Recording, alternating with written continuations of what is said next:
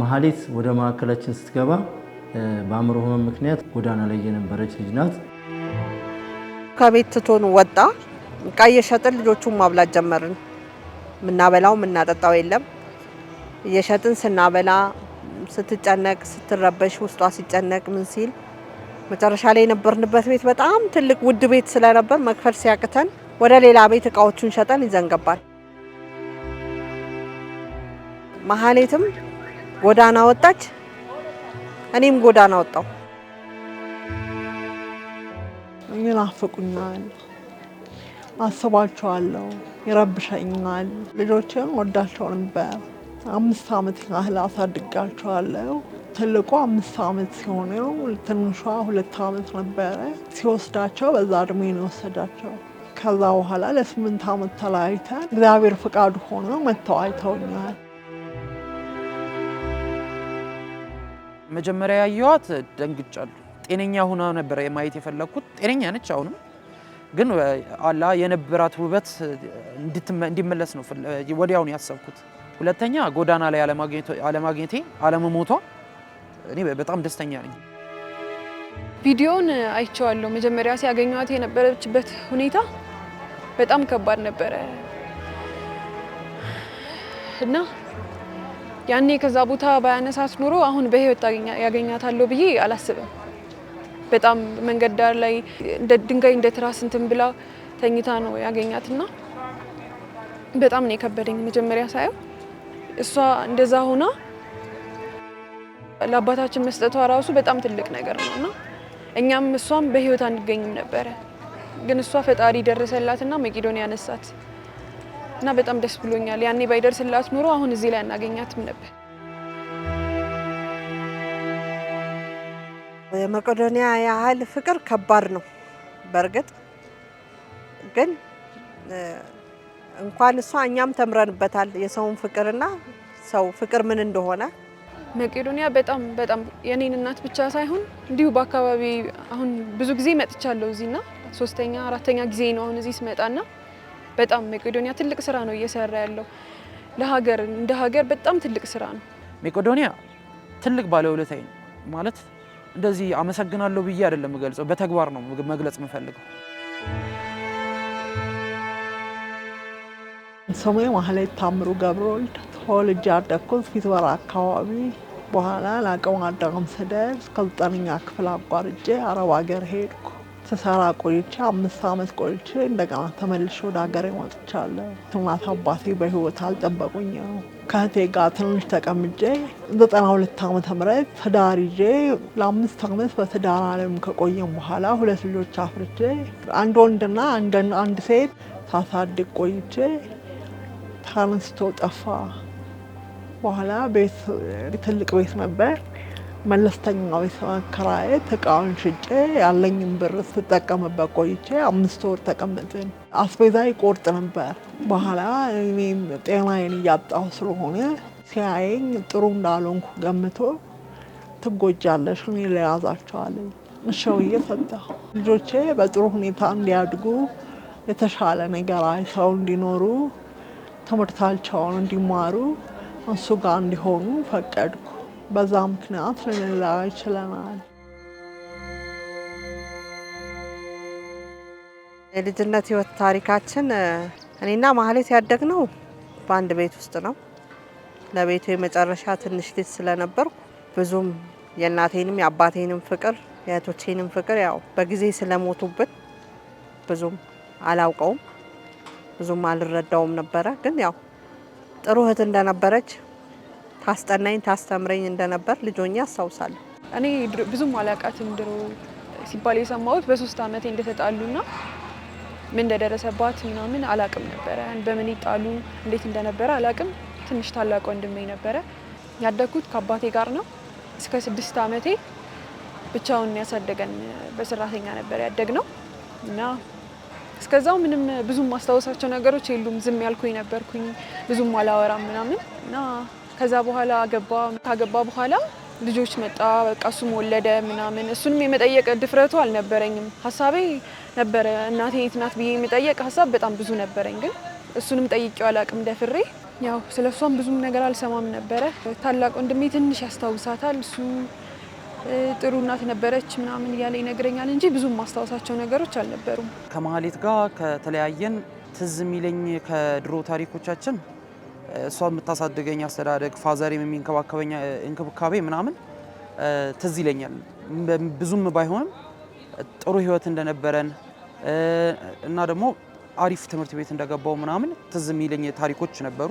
ከዛም ሲጣሉ ያለው ፓርትም ትንሽ ትዝ ይለኛል። የሆነ ተለያይተው የብቻም አብረን ስንኖር ሰዎች አብሯት ቤት እየመገቡ እቃውን ሲሸጥ ምናምን የሚለው ታሪክ ብዙም ባይሆንም ትንሽ አስታውሳለሁ። ነገር ግን መጨረሻ ጊዜ የማስታውሰው ብዬ የማስበው ታሪክ አባታችን መጥቶ እኛን ሲወስድ ነው። ከዛ በመኪና ይዞን ሂዶ የሆነ ካፌ ቁጭ ብለን እየበላን እያለ ማሚ የት ነች ምናምን ስለው ትመጣለች ነው ያለኝ። እዛኔ ከዚህ በኋላ ግን እንዳታነሳ እንደዚህ ብለህ እንዳትጠይቀኝ ተባልኩኝ። ከዛን ቀን ጀምሮ ከሷ ጋር ተያይቼም ሆነ ተገናኝቼም አላውቅም። ማህሌት በዛ ሰዓት በጊዜ ነው አባታችን እና እናታችን ሳይሞቱ ከሀገር የወጣችው ለስራ። ያው ቤተሰብ እረዳለሁ አባቴን እናቴን አግዛለሁ ብላ በጊዜ ነበር የወጣችው። እኔ በማስታውስበት በዛን ሰዓት ቢያንስ እኔ የ6 ዓመት ምናምን ነበርኩኝ እና ከሀገር የወጣችው በጊዜ ነው። ያንን አስታውሳለሁ በደንብ። ከማህሌት ህይወት ተወሰነ በልጅነትም ከመጣችም በኋላ ማስታውሰው ጠንካራ ሴት ናት።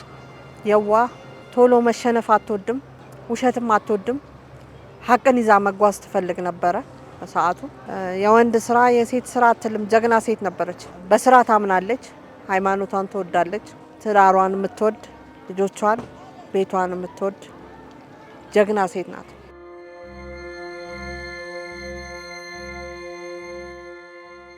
ትዳሩ ሊፈርስ የቻለው አለቅስ ነበር፣ ይጨንቀኝ ነበር። ባላሰብኩት ቀን እንደማይወጣ ገልጾልኝ በስልክ መቅረቱን ሲገልጽልኝ የቤት እቃ ቀንሼ ሽጬ መለስተኛ ቤት ተከራየሁ። ለ5 ወር ያህል እየረዳኝ 2 ልጆች ድረስ ስቀመጥ ጤናዬ ልክ አልነበረም። በወር 1000 ብር ይቆርጥልኝ ነበር። በኋላ ጤናሽ ልክ ስላልሆነ እኔ ሊያዛቸዋል እሺ ብዬ ሰጠሁት። ወደ እህቴ ቤት አመራሁ። በኋላ እህቴ ጤናዬን አይታ ገዳም ጸበል ውሰድሽ ብላ ወደ ደብረ ብርሃን ወሰደች። 6 ወር ተቀመጥኩ። ማህሌት ስትመጣ መጀመሪያም ከውጪ እናትና አባቷ እንደሞቱ አልተነገራትም ነበረ። ከመጣች በኋላ የአባቷና የእናቷ ሞት ስታይ ትንሽ ያኔ ነው ጭንቀት የጀመራት አይምሮዋን። ከዛ በኋላም ያው ትዳሯን ይዛ ልጆቿን ይዛ በምትኖርበትም ሰዓት እዛ ላይ ጭቅጭቅም ሲጀመር ከባድ ፈተና ነበር። መንስኤው ይሄ ነበር።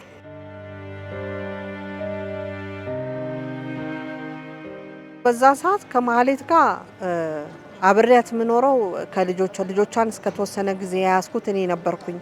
ያ ሁሉ መከራ ስቃይ ሲመጣ በጣም ትልቅ ቤት፣ የሚያምር ቤት፣ ውድ የሆኑ ነገሮች፣ ውብ የሆነ ነገር ነበር የምትኖረው። ከዛ እሱ ከቤት ትቶን ወጣ። እቃ እየሸጥን ልጆቹን ማብላት ጀመርን። ምናበላው ምናጠጣው የለም። እየሸጥን ስናበላ ስትጨነቅ ስትረበሽ ውስጧ ሲጨነቅ ምን ሲል መጨረሻ ላይ የነበርንበት ቤት በጣም ትልቅ ውድ ቤት ስለነበር መክፈል ሲያቅተን ወደ ሌላ ቤት እቃዎቹን ሸጠን ይዘን ገባን። ከዛ በኋላ ያው እዛ ቤት ከገባን በኋላ እጃችን ላይ ያለው ብር አለቀ። ልጆቹ ምክንያቱም ስታሳድጋቸው ጥሩ ነገር አድርጋ ስላሳደገቻቸው ቆርቆሮ ቤት ስንገባ ልጆቹ ስለማያውቁ ያንን ነገር በጣም ያለቅሱ ነበር። ይዘን ለመግባት ተቸግረን ነበርና የልጆቿን በተለይ የወንዱ ልጇ እንባ ህፃኗ ሴቷ ትንሽ ስለነበረች አትናገርም። በዛ 3 ዓመት ስለነበረች ግን ወንዱ ጭቃ አረግጥም ማሚ በቃ ቆርቆሮ ቤት አልገባም አያውቀውም። እና በጣም የዛን ሰዓት የማህሌት አይምሮ ከነበረችበት እየወረደች ስትመጣ የነበረው ጭንቅላቷ ያኔ ከፍተኛ ብቻዋን ማውራት፣ ማልቀስ፣ ርቃ መሄድ በደንብ የጀመረችበት ሁኔታ ነበረ። መጨረሻ ላይ ያው ሰው ይረዳን ጀመር። በእንደዛ ሁኔታ አሳልፈናል ከማህሌት ጋር። ከዛ በኋላ ያው መጨረሻ ላይ ልጆቹ የሚበሉትም የሚጠጡትም ስለሌለ እኔ በመሃል አባትየውን አገኘው ነበረ። በቃ ማህሌት እየባሰባት እያመማት ስትመጣ አሳልፌ ልጆቹን ለአባትየው ሰጠው። ከዛ በኋላ ያው ማህሌትም ጎዳና ወጣች፣ እኔም ጎዳና ወጣው በዛ ሰዓት። ዛሬ እንደ ማህሌት እዚህ ጋር መቄዶንያ ጋር ስላልደረስኩ ነው እንጂ እኔም በህይወቴ ብዙ ውጣ ውረዶችን አሳልፌያለሁኝ። ምክንያቱም የልጅነት አይምሮ ስለነበረ ብዙ ስቃዮችን አሳልፌያለሁ። እግዚአብሔር ይመስገን እኔ አሁን ጥሩ ቦታ ላይ እገኛለሁ። ዛሬ እህቴንም አግኝቻታለሁ። እግዚአብሔር ይመስገን። አዲስ አበባ መጥቼ ኬክ ቤት ስራ ሞከርኩ። ማስተናገድ ነበር። ጤናዬ ልክ አልመጣም። መልስ ረፋ ጀመረ። ኪሎዬም ልክ አልመጣም። በኋላ ስራውን አቋርጬ ለእህቴም ሳልነግር ወደ እስጢፋኖስ አዲስ አበባ ጎዳና ወጥቼ ከዛ ማደሪያ 3 ብር እየከፈልኩ ለ6 ወር ያህል ተቀመጥኩ። በኋላ መንገድ ላይ ተቀምጬ ውዬ ስለምገባ የመቄዶንያ አባል ነው መጥቶ ከጎዳናው ማደሪያ ይሻልሻል ጥሩ ድርጅት አለ ብሎ ወደዚህ ይዞ መጣ። እንደገባው ገላዬን አጥበው ልብስ አለበሱኝ። ማረፊያ ተሰጠኝ። አይዞሽ አትፍሪ ብለው አበረታቱኝ። ወደ ሆስፒታል መርተው ሕክምና እንዳገኝ አድርገውኛል። ጥሩ ነው እንክብካቤያቸው። መድኃኒት ታዘዘልኝ፣ ምርመራ ተካሄደልኝ። ትንሽ ማህፀን ላይ ችግር ነበረ። ወደ ሆስፒታል መርተው ሕክምና እንደወስድ አደረጉኝ። ጠዋትና ማታ መድኃኒት ታዞልኝ እየወሰድኩ ነው። አሁን የጤንነት ሁኔታዬ ጥሩ ደረጃ ላይ ደርሷል። ልጄ አጠገቤው ባይኖረም እንዳለ አስቤው የካቲት 9 ልደት እሱን አስቤ የሀበሻ ቀሚስ ለብሼ ደስ ብሎኝ መቄዶንያ ካሉት እህቶቼ ጋር አክብሬ በልቼ ጠጥቼ ተደስቼ አሳልፌያለሁ። ማህሌት ወደ ማዕከላችን ስትገባ በአእምሮ ህመም ምክንያት ጎዳና ላይ የነበረች ልጅ ናት። ወጣት ልጅ ናት። እንግዲህ ያው ማዕከሉ እንደሚታወቀው አረጋውያንም አእምሮማንም ያነሳል ከጎዳና። እኔ እንግዲህ በቅርበት ስትነሳም ጭምር ስለነበርኩና ያላትን ፕሮግረስ ስከታተላት ስለነበር ነው። ጎዳና ላይ ያሉ አእምሮማን ምን አይነት ጉዳት እንደሚደርስባቸው ይታወቃል። መደፈር አለ፣ ብዙ ነገር፣ ጾታዊ ትንኮሳ፣ ብዙ ነገር ነው የሚደርስባቸውና ጎዳና ላይ ያለች ብዙ ችግር ያሳለፈች ልጅ ናት፣ ወጣት ናት እና በማዕከላችን ከገባች በኋላ ተገቢውን ሕክምና ሲደረግላት የቆየ ሲሆን ያው በመቄዶንያ በጎ አድራጎት ማህበር የስነ አእምሮ ሕክምና ይሰጣል። ከዛ ደግሞ ከማዕከሉ ውጪ ከሆነ ደግሞ አማኑኤልም የካ ኮተቤ ሆስፒታል አድሚት ተደርገው ሕክምና ይሰጣሉና የሷ የነበረው ትሮማ ከባድም ስለነበረ ችግሯ ከማዕከሉም ውጪ ሆስፒታልም ሄዳ ሕክምናው እንድታገኝ ተደርጓል። ማዕከላችንም የካውንስሊንግ የሶሻል ወርከሮችም ሳይኮሎጂስቶችም የምክር አገልግሎት ተሰጥቷት በደንብ ካገገመች በኋላ እዛው ማዕከል ውስጥ ስራ ተሰጥቷት ስራ እየሰራች እያለ ነው እንግዲህ በደንብ ጤንነቷ አእምሮማን በተለይ ስራ በሚጀምሩበት ስራ በምናሰራበት ሰዓት እኛም መስራት እንችላለን፣ መለወጥ እንችላለን ብለው ያስባሉ። ኮንፊደንስም በራስ መታመንም ስሜት ይሰማቸዋል እና እሷም እንግዲህ በቀላሉ አይደለም እንደዚህ አእምሮማን በአንዴ ጤንነታቸው መልሶ ብዙ ጊዜ ይፈጃል። ብዙ ሕክምና ብዙ ገንዘብም ወጪ ይደረጋል። ጉልበትም ጊዜም ነው እንትን የሚባለውና እንግዲህ እግዚአብሔር ረድቷት እሷም አገግማለች።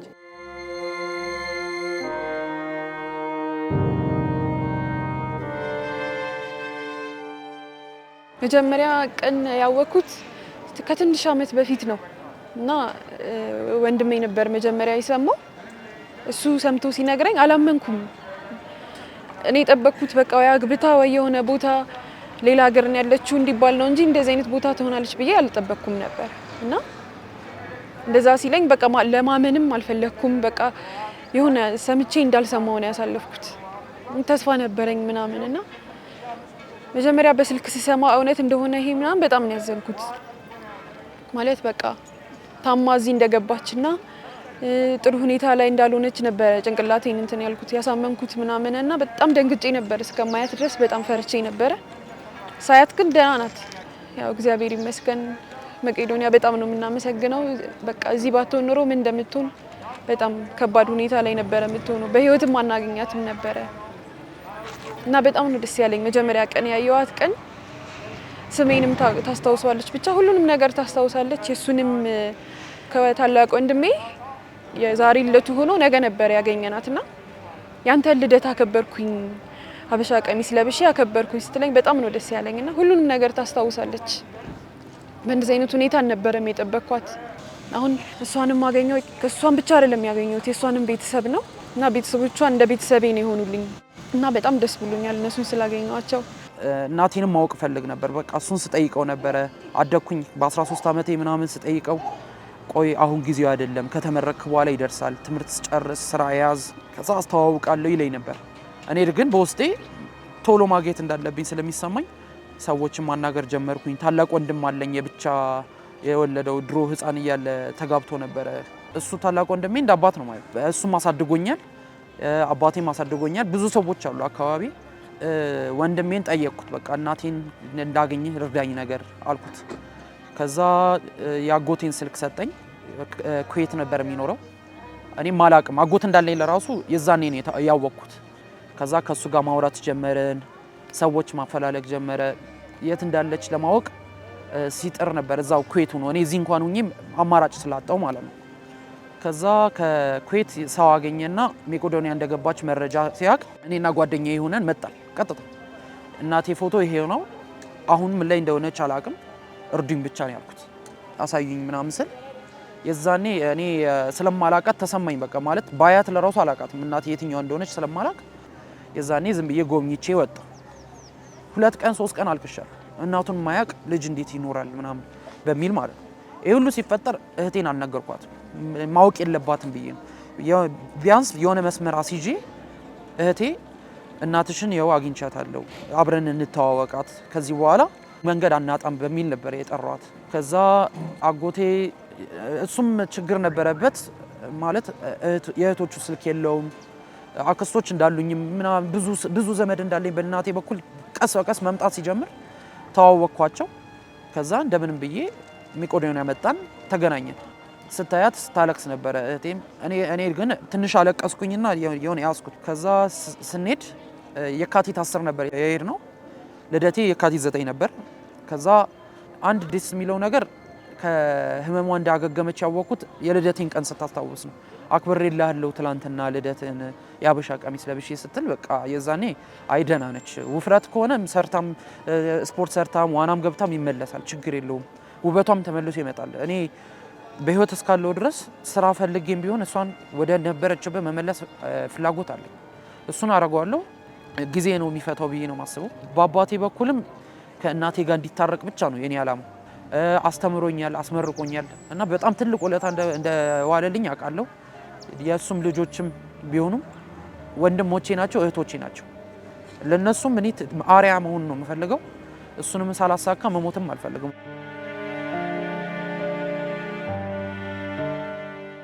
ዋናው እሷን ማግኘቴ ነው። ወደፊቴን ከዚህ በኋላ ከሷ ጋር ነው ማስበው ማለት ነው። በቃ እነሱንም ቢሆን በፊት የተፈጠረው ተፈጥሯል ብለን እነሱን የማስታረቅ እንትን ነው እቅድ ነው ያለን እንደ ቤተሰብ። በቃ ቤተክርስቲያንም ወስደናቸው ቢሆን እነሱ ማስታረቅ ነው የምፈልገው። ታላቅ ወንድሜ ተመርቋል። እኔም ልጨርስ ነው አሁን ትንሽ ነው የቀረኝ ግቢ እየተማርኩ ነውና በቻልኩት አቅም በቃ ወደፊቴን ከሷ ጋር ድሮ ያጣው 20 ዓመት ሙሉ ያጣውትን እናትነት ከሷ ጋር እንትን ማለት ነው የምፈልገው። እንጃ አላቅም በምን እንደሚገለጽ ራሱ አላቅም። ደስተኛ ብቻ በጣም ደስ ብሎኛል። እኔ በስራ ምናለው ማለት ማንም ሰው ጤነኛ ከሆነ መስራት ይችላል ብዬ ነው ማምነውና ፈጣሪ ብሎ ብር ከረዳኝ ምናምን ሱቅ ምናምን ከፈቼ ወይ ካፌ ከፈቼም ቢሆን እናቴ ራሷ እንድትሰራበት ነው የምፈልገው። ምክንያቱም ጎበዝ እንደነበረች ከፋዘሬ ጋር ማብረይ ያሉ ህንፃ መሳሪያ ሲሚንቶ ተሸክማ ለራሱ እንደምትሸጥ አክስቴ ነግራኛለች። እና ሲሚንቶ መሸከም የምትችል ሴት ካፌ ማስተዳደር እና ይሄ ሱቅ መሸጥ አትችልም ብዬ አላስብም። ለሷ ጤናዋን መጀመሪያ ከዛ ስራ ነው መፍጠር የምፈልገው። እኔም እሰራለሁ እህቴም ትሰራለች። ሁሉም ሰው አጠገብ ያለ ሰው ስራ ሰርቶ አላ የድሮ የነበረንን ህይወት እንዲመለስ ነው አላማዬ። ልጄ እንኳን ለዚያ በቃ እንኳን በሰላም አደረሰ። ተባረክልኝ ብሩክሁን እንኳን ደስ አለ። ናርዶስ ወድሻለሁ። ጤና ይስጥልሽ ደጊ ተባረክ ብሩክኝ። ጎበዝ ልጅ ሆነሽ የምትማሪ መልካም ምኞቴ ነው። ወይዘሮ ለኔን አመሰግናለሁ። ጋሼንም አመሰግናለሁ። መቄዶንያ ያሉ እህት ወንድሞቼንም አመሰግናቸዋለሁ።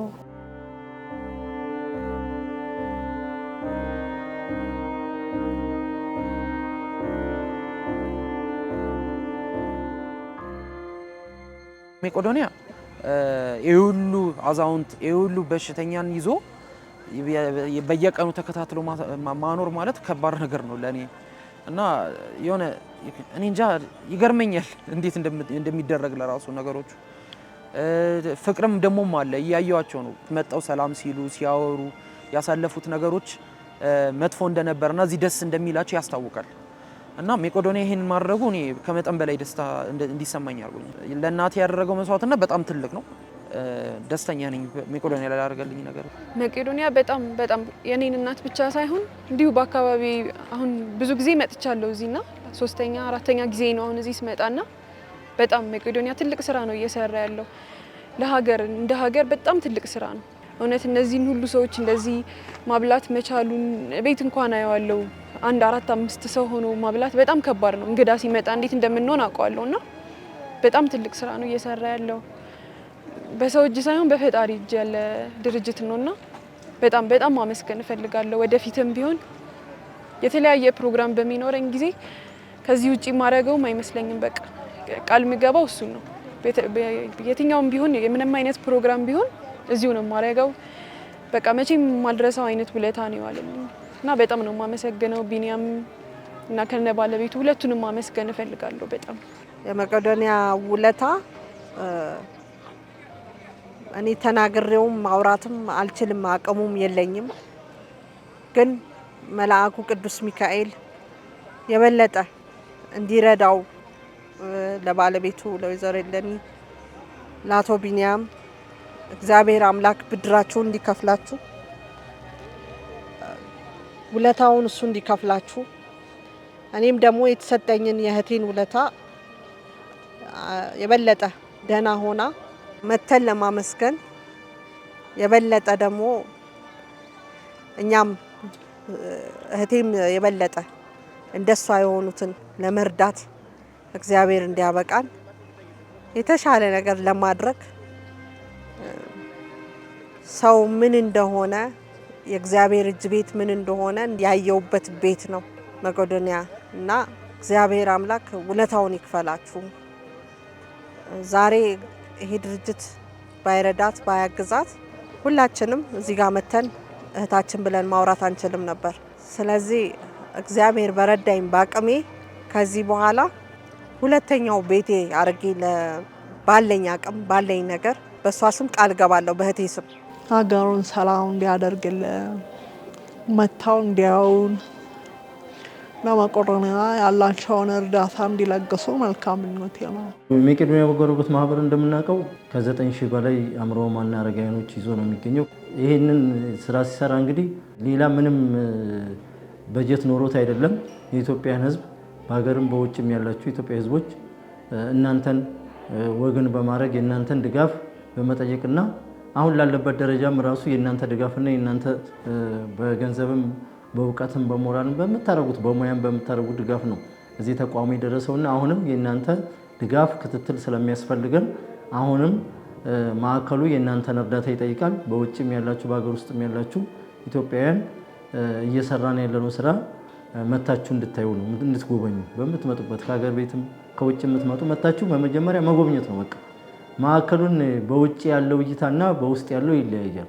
እኛ በቴሌቪዥን የምናየው በሰው አንደበት የምንሰማው ሳይሆን እዚህ ደግሞ በአካል መጥቶ ማየት ማመን ነውና ምን ያህል ምን ስራ እየሰራ እንዳለ ምን ያህል ድካም እንዳለው ምን ያህል ልፋት እንዳለውና ሰው ላይ ሲሰራ በጣም ከባድ ነው።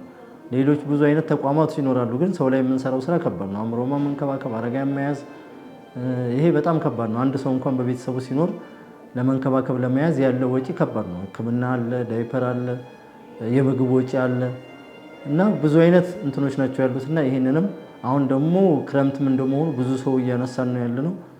ዝናቡም አለ፣ ብርዱም አለ፣ ብዙ ረሃቡም አለ። በዚህ ክረምት ብዙ ሰው ነው እየተነሳ እየገባ ያለውና ድጋፍ ያስፈልገናል። ድጋፍ እንድታደርጉልን በሕክምና በኩልም መታችሁ አሁን ረፍት ያላችሁ ከውጭም እዚህ ሀገር ውስጥም በረፍት ሰዓታችሁ እየመጣችሁ ሕክምና አገልግሎት ብትሰጡ ቀላል አይደለም።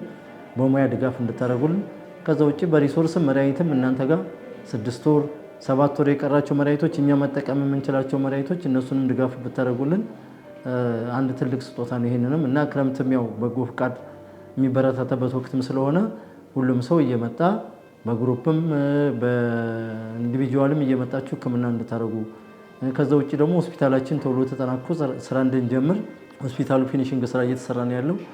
እንግዲህ ሴራሚኩም እየተሰራ ነው ያለው። ሌሎች ግብአቶች ፈርኒቸሮች ደግሞ ያስፈልጋሉ። ውስጥ ላይ ቤቱ ከተሟላ በኋላ ደግሞ የሚያስፈልጉ እቃዎች ይኖራሉ። ስለዚህ እዛ ላይም ድጋፍ እንድታደርጉ ነው የምጠይቀው።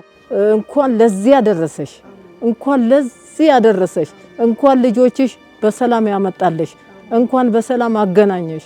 ኮቶቤ እኔና እሷን የጓደኛዬ ነች። በጣም በጣም በጣም እውነት ነው የምላችሁ እኔ ሳያት ሁሉ አለቅስ ነበረ እና አሁን ደግሞ እነሱን ታገናኘሽ ተመስገን። ለጌታ ምንም አይሳነውም።